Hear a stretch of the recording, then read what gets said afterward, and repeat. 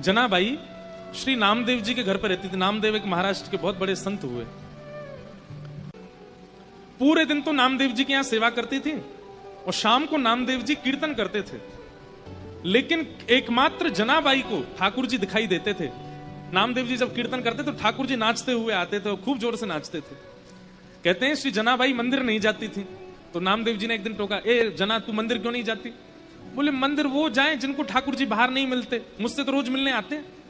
आप जब शाम को कीर्तन करते हो इतने सारे वैष्णव आते हैं, तब बीच में पीतांबरी पहन करके विठोबा भी आते हैं, विठल भी आते हैं और आके नृत्य करते हैं। एक बार एकादशी थी, बहुत भीड़ लगती है पंडरीनाथ भगवान के दर्शन की एकादशी के दिन।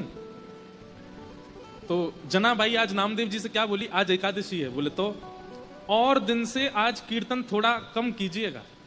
बोले क्यों? बोले आप कीर्तन करोगे, विठोबा आएंगे, वो सुबह से थके हुए हैं, और आप बहुत जोर जोर से कीर्तन करोगे तो वो नाचेंगे, और वो नाचेंगे तो पहले से थके हुए और थक जाएंगे।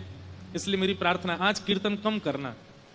तो सब लोग कहते, बोले अरे जना तू कैसी बात करती है, बल्कि आज तो एकादशी, आज तो और दिन से ज्यादा कीर्तन होगा। तो जनाबाई रोती थी, चरण पकड़ लेती थी। बोले मैं आपके हाथ जोड़ रही हूं, आज कीर्तन कम करना, नहीं तो विठोबा के पांव में दर्द हो जाएगा।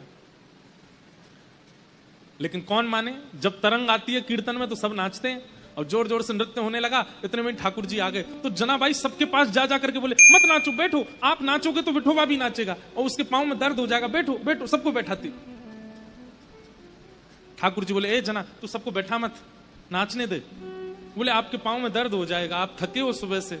तो ठाकुर जी कहते तू चिंता मत कर, ये जब सब चले जाएंगे मैं तेरे से पांव दबाने आ जाऊंगा, तू मेरे पांव दबा लियो।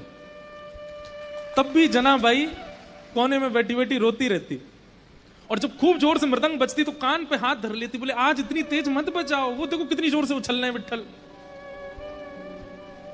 जब सब चले जाते, सब सो जाते, रोती रोती जनाबाई पुकारती कब आओगे, मुझे पांव दबाना है। तेल लेकर के बैठती, घी लेके बैठती। फिर ठाकुर जी आते रात को, और रात में जैसे ही ठाकुर जी आते जनाबाई की गोद में पांव धर देते, ले दबा ले।